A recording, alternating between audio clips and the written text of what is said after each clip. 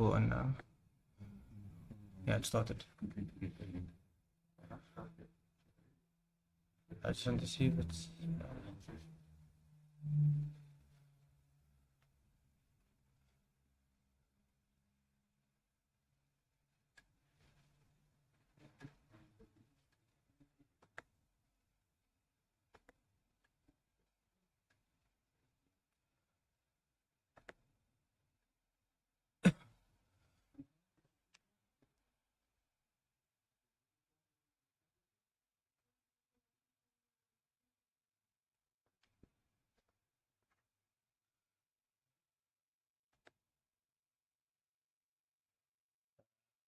See if it's on.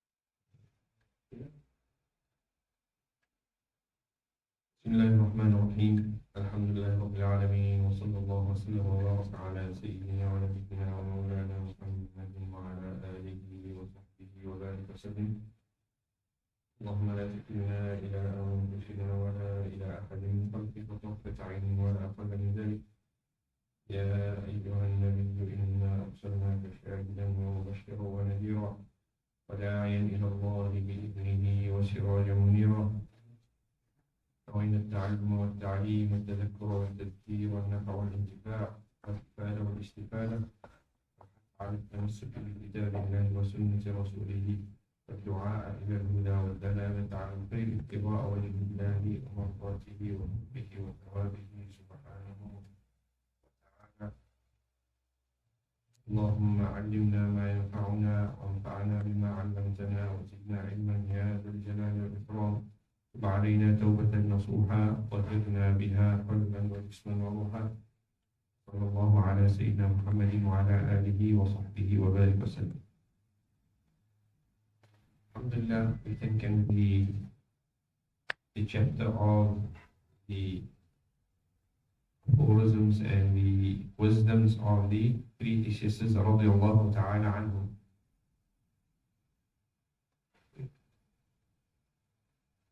نعم. It says ومنها قول أبي معاوية الأسود رحمه الله تعالى من طلب من الله الخير الجزيل فلا ينام الليل ولا يقيم.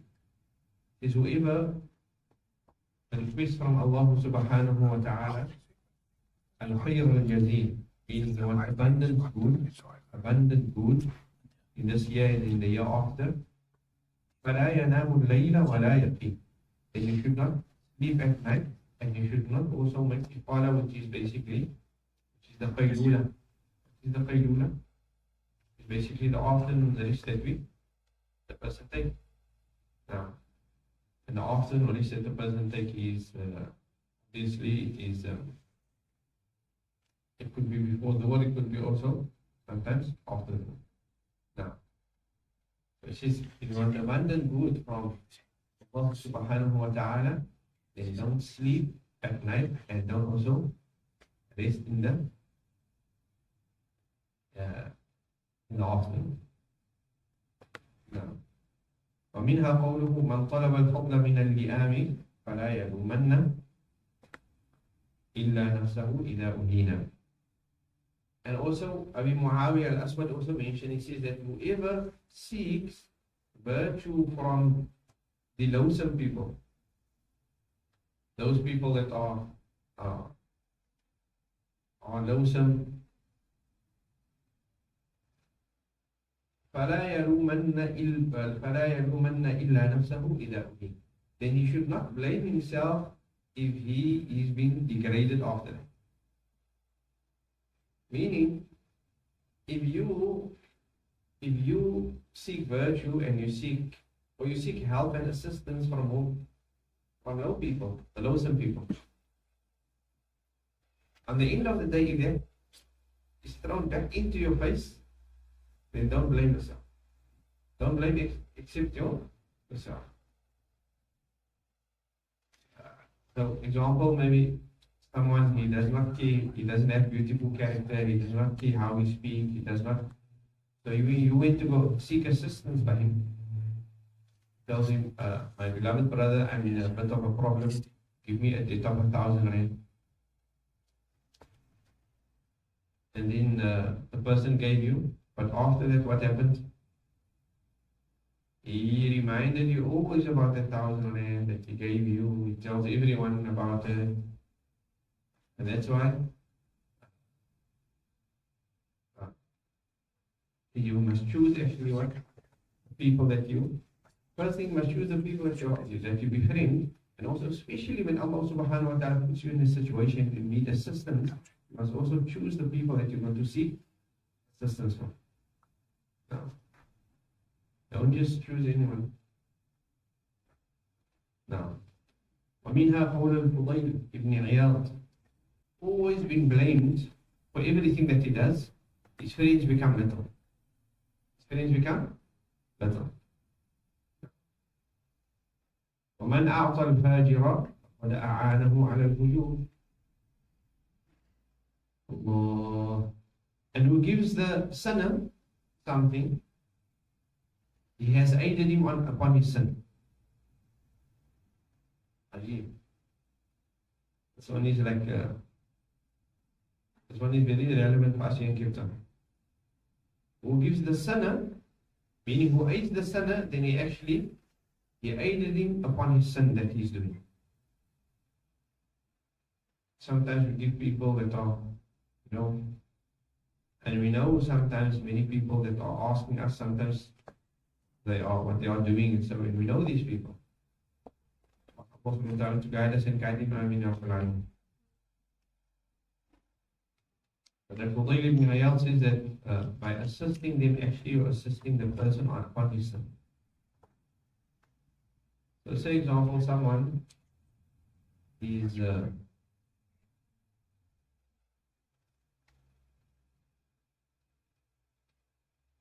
he's maybe busy with say example, drugs and stuff like that. Then normally they come ask you for something, for assistance or so. Yeah, so on this here, actually, Fudayl ibn Iyad, what's he saying? If you're going to assist that person, you're actually going to aid him on his what? On that sin that he is actually doing. You're not going to assist him from getting away from the sin, but rather you're going to assist him with the sin. And Allah subhanahu wa ta'ala should protect us and our families. وَمَنْ عَلَّمَ الْأَبْلَةِ فَقَدْ ضَيَّعَ عُمْرَهُ بِلَا فَائِدَةٍ. And whoever teaches a stupid person, the ignorant person and the stupid person, whoever teaches him, then he has wasted his life without any benefit. Sometimes in some people who ask Allah subhanahu wa ta'ala to grant us, guidance. But some people, Allah subhanahu wa ta'ala really gave them the ability to do certain things. And we have certain people that Allah subhanahu wa ta'ala actually gifted in certain knowledge. And Allah subhanahu wa ta'ala gave him the way actually how to go about certain things. So many a times that person, he wants to give that over to the next person. But it depends on the person, and that's why you must search for who you give it over to. If you give it over to someone that is an abla is someone that he doesn't comprehend anything, he doesn't care, he doesn't worry. Because on the end of the day, he's not going to take that, he's not going to appreciate that what you're giving over to. So you can be teaching him, and you can be doing this, and you can be doing that, but he won't be appreciating that what you're actually doing and what you're giving over to him. And sometimes that experience that you gained over the years, you're giving it to someone in a nutshell, basically. You're telling him all these years that I gained this experience, I'm giving it to you over in 1 year or 2 years, just do that, And some people doesn't appreciate it. Or just is stupid, he does not accept it in a certain way. So they say, "Man 'allama al-ablah faqad adayya." If you're teaching a person like that, then you're actually wasting your life actually, because your life, you're giving it over to someone. Your whole life experience, you're giving it over to someone. It's like you actually just wasted your complete life. But if you give it over to someone that understands the gravity of the situation, he understands the importance of this, and then actually now you will see this fa'idah. But it's the same of like an alim. He tries to give over knowledge. He tries to give over knowledge to his students, example. But now there's a student, maybe, that he doesn't want to be actually what? He doesn't want, one day he does not want to be an alim. His intention is not to be an alim. So he's just sitting there. So, and the alim is working hard with him. Working hard on him so that one day he can be an alim. But if that person doesn't want to accept it, then the alim is actually wasting his time with that person. Could have given it over to another student that would have appreciated it. وهكذا.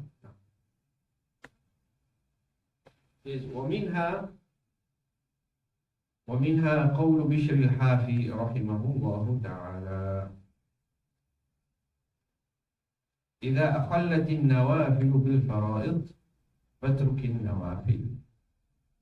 نعم.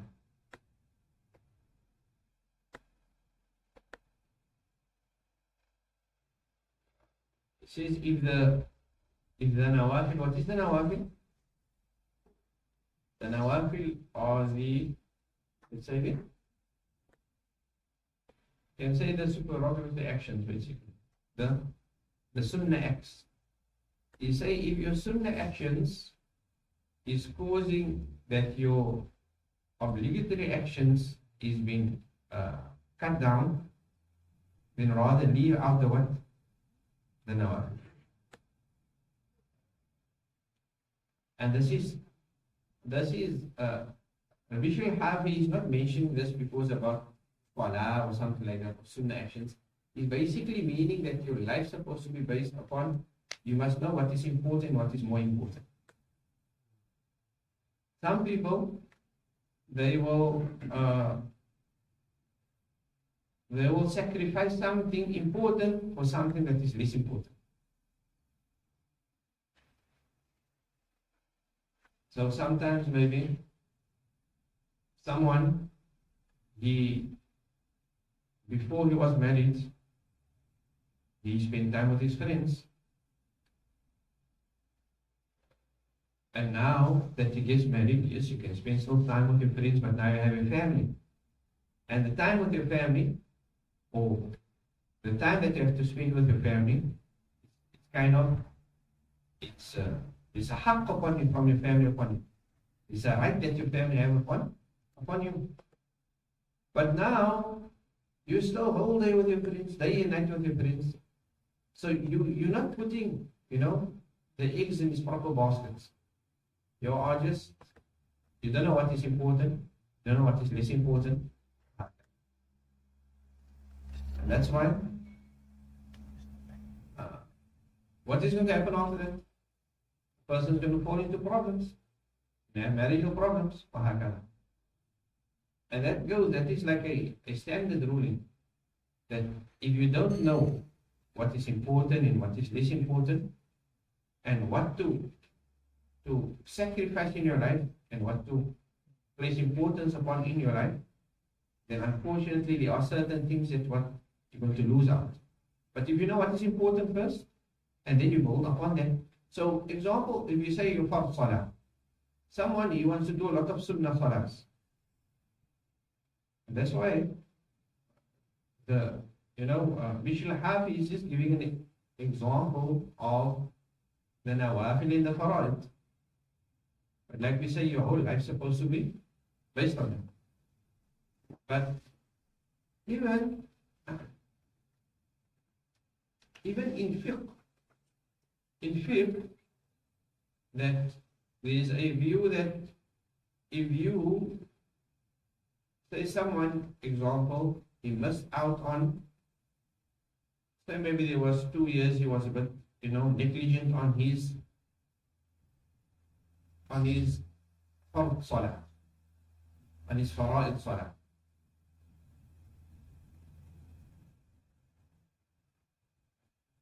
And now he wants to do a lot of sunnah salah. He wants to now he got to that point where he wants to do a lot of sunnah salah.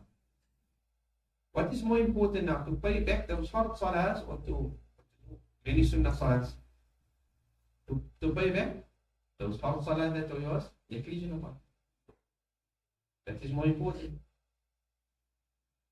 Because that is the thing that Allah subhanahu wa ta'ala is going to see if it is correct, what is important first. And then Allah is going to see if he added and so on. So, if your nawafil, meaning your supererogatory actions, is actually cutting down on your fard actions, your obligatory actions, and we said it doesn't just mean your salahs or so, or your ibadah, but it means anything in life. Anything in life. If you don't know what is important and what is more important, they say al-aham thumma al-muhim. First, more important, and then what is less important. And a person must be able to navigate. Sometimes people, they are married, they are, they have few children already, but they still don't know how to navigate their life. They don't know what is more important in their life, and they don't know the time when to cut off their life. There are certain things now, this I need to cut off now, because there are certain things that are more important in my life. Ask Allah subhanahu wa ta'ala understanding. It's like someone,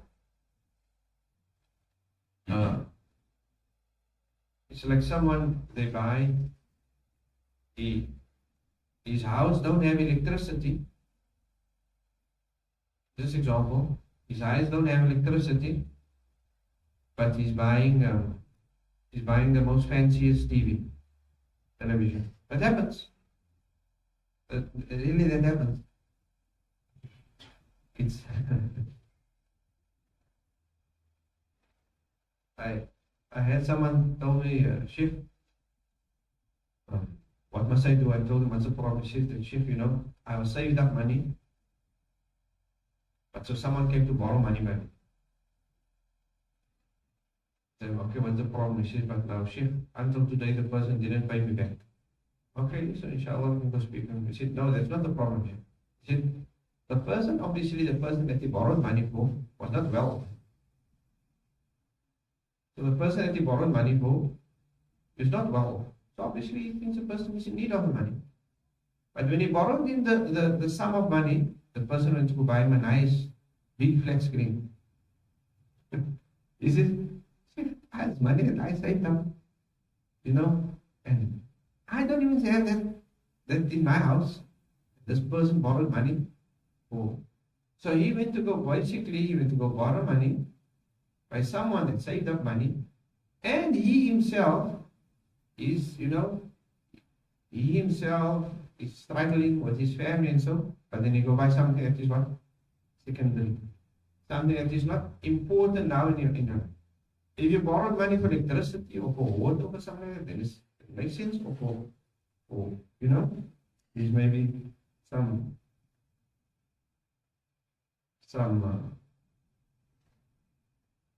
debt that you have to pay back.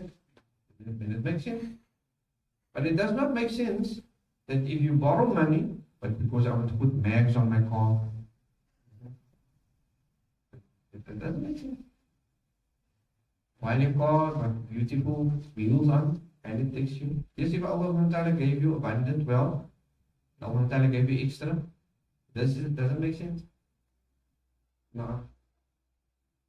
So, you know, knowing what is important and what is less important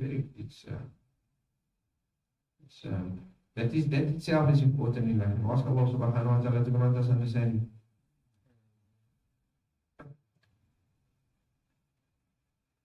Now, and he says, وَقَوْلُهُ مَنْ لَمْ يَسْتَحْسِنِ الْحَسَنَ لَمْ يَسْتَقْبِحِ الْقَبِيحِ مَنْ لَمْ يَسْتَحْسِنِ الْحَسَنَ لَمْ يَسْتَقْبِحِ الْقَبِيحِ. Who does not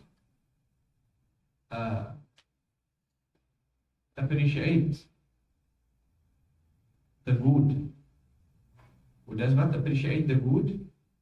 he won't know what is bad. If you don't appreciate good and you don't know the greatness of something beautiful and something good and good actions and all those things, you won't know what is the difference between good and bad. And then you also say, لَيْسَ مَعَ الْإِخْتِلَافِ إِخْتِلَافِ. Says, with many conflict, there won't be hearts that will come together.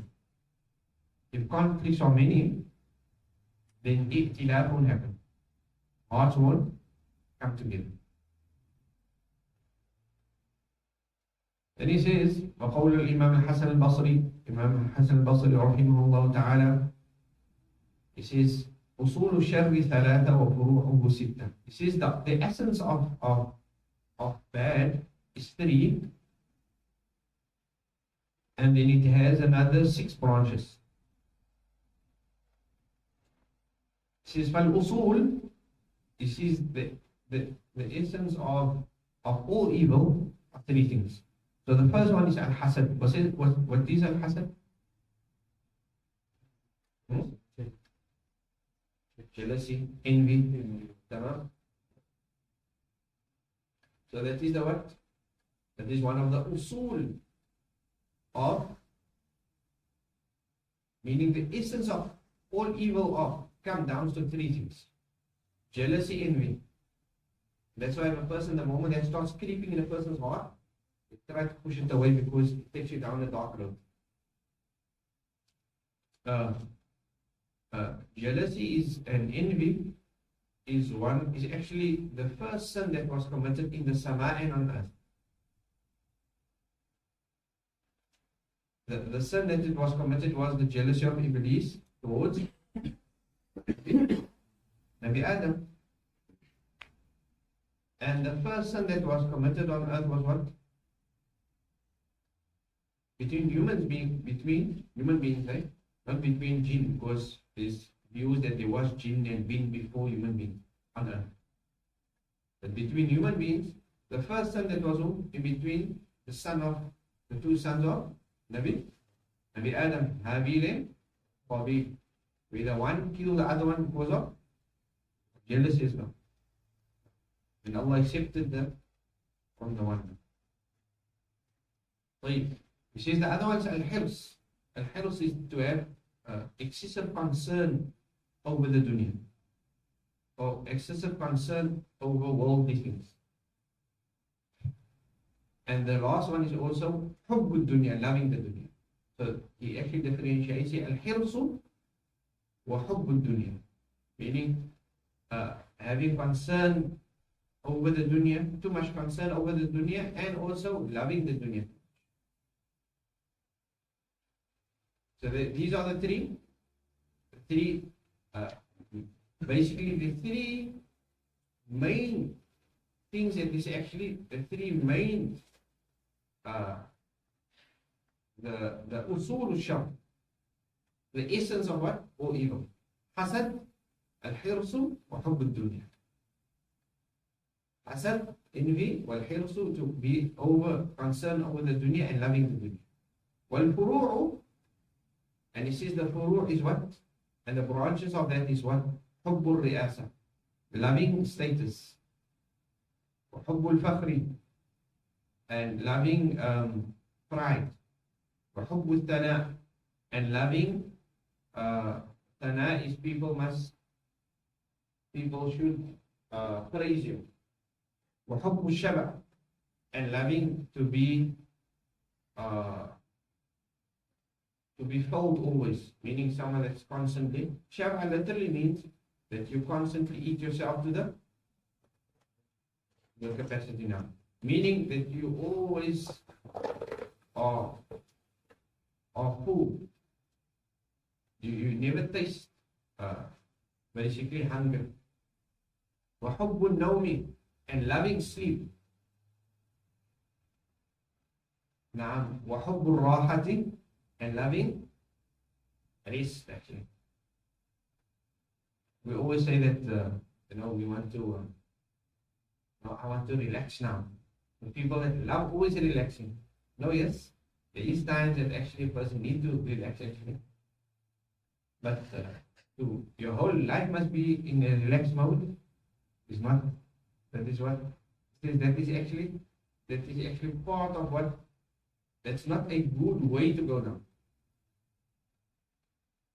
Why not? Because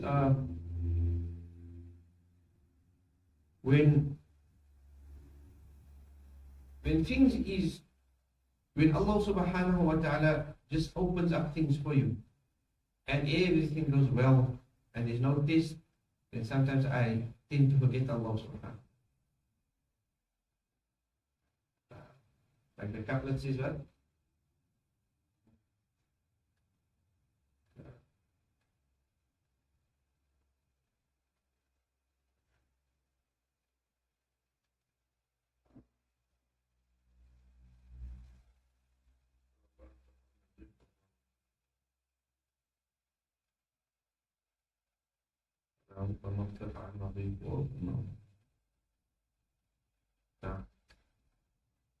So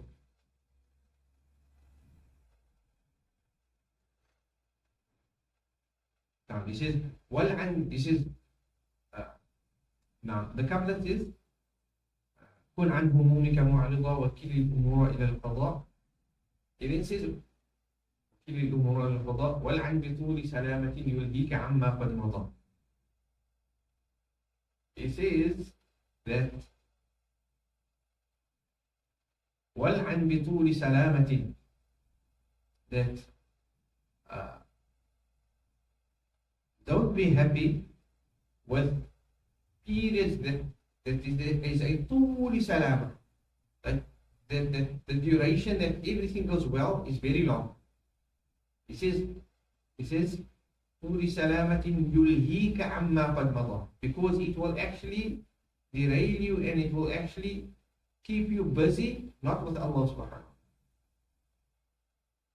So if Allah subhanahu wa ta'ala grant everything for you and you mashallah and everything is going well and if that thing there's no test, then sometimes you tend to forget Allah and constantly thanking Allah or returning back to Allah.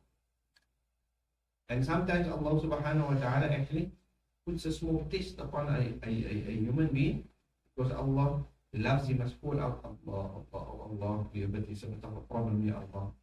Now I sometimes, Allah, now I make a special dua. Now my dua becomes a bit more sincere as well. Because why? But now I just say, oh Allah, shukran, ya Allah. But now Allah's put a small test. Oh Allah, my child, ya Allah, he's a bit sick now, ya Allah. Allah. Now that sincerity in the dua also becomes a bit more tense.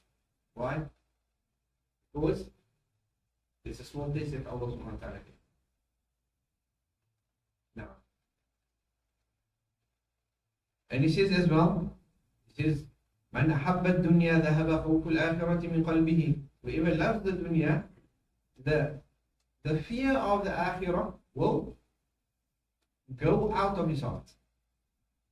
It says, whoever loves the dunya, ذهب خوف الآخرة من قلبه, that the fear of the akhirah will exit his heart. ولا يفتح عبد على نفسه بابا من الدنيا إلا سد عليه 10 أبواب من عمل الآخرة. It says, there's no slave that opened his heart for a door towards the dunya, except that 10 doors will be closed for him towards actions of akhirah.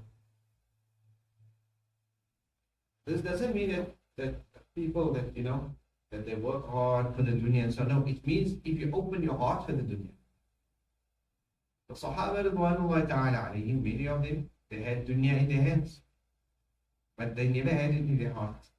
Sayyidina Abu Bakr radiallahu ta'ala anhu, he was a wealthy person. Sayyidina Uthman radiallahu ta'ala anhu, wealthy person. But Sayyidina Abu Bakr could come with all his wealth just like that and give it to the Prophet Muhammad sallallahu alaihi wasallam. Sayyidina Uthman radiallahu ta'ala anhu could come up with most of his wealth, and he could, like in the battle of Tabuk, Tabuk that they went to go fight the Romans, Sayyidina Uthman radiallahu ta'ala anhu, he prepared the third of the army. A third of the army. Prepared them. Meaning with provision, with rides, with just prepared them with everything. So, yes, being wealthy, but the moment that I opened my heart for the dunya, meaning I allow the dunya to creep in my heart, then it becomes a problem. We ask Allah subhanahu wa ta'ala, that Allah subhanahu wa ta'ala place barakah in whatever we have. Allah does not allow that the dunya creep into our hearts. Ameen ya Rabbal Alamin. And then he says, وَالْعَامِلُ عَلَى غَيْرِ عِلْمٍ كَالسَّائِلِ عَلَى غَيْرِ طَرِيقٍ. And the one that works, or the one that implements upon no knowledge, he implements and he does actions without any knowledge. He says, كَالسَّائِرِ عَلَى غَيْرِ طَرِيقٍ. It's like someone that is walking not on a path. He's going towards somewhere, but there's no path. So it's very difficult. وَمَا يُفْسِدُ أَكْثَرُ مِمَّا يُصْلِحُهُ. He actually says that rather what he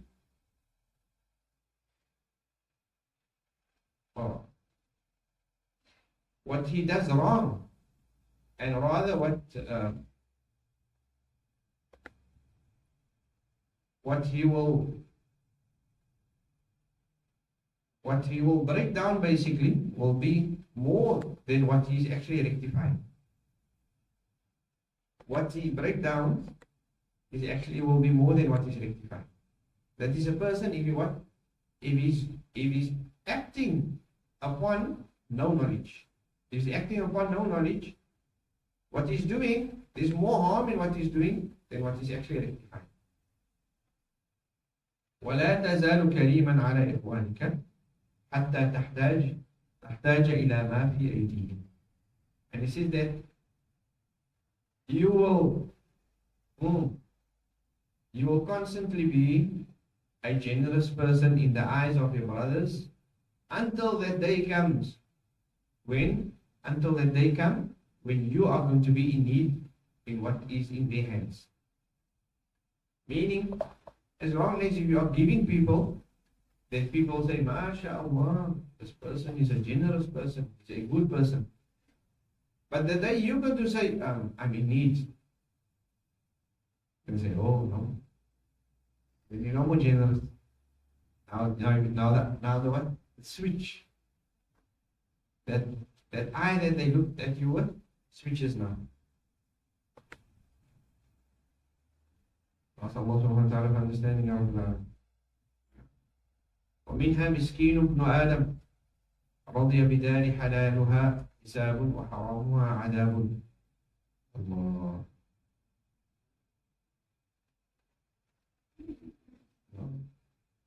think we'll end there, inshallah ta'ala. Ask Allah subhanahu wa ta'ala. Allah subhanahu wa ta'ala grant us understanding. Ask Allah subhanahu wa ta'ala, Allah ta'ala please us. Subhanahu wa ta'ala grant us the barakah of the Shaykh. Ask Allah subhanahu wa ta'ala to grant us barakah of the salihin, in the aqwal of the ulama, in the awliya, in the salihin, in the muhaddithin, in the mufassirin, in the muhaqqiqin, وعباد الله الصالحين في مشارق الأرض ومغاربها. الله سبحانه وتعالى بنبت السطور والنعيش آمين يا رب العالمين في مشارق الأرض ومغاربها وإلى حضرة النبي اللهم صل وسلم وبارك. الرحمن الرحيم مالك يوم الدين إياك صراط الذين أنعمت عليهم سبحان ربك رب العزة عما يصفون وسلام على المرسلين والحمد لله.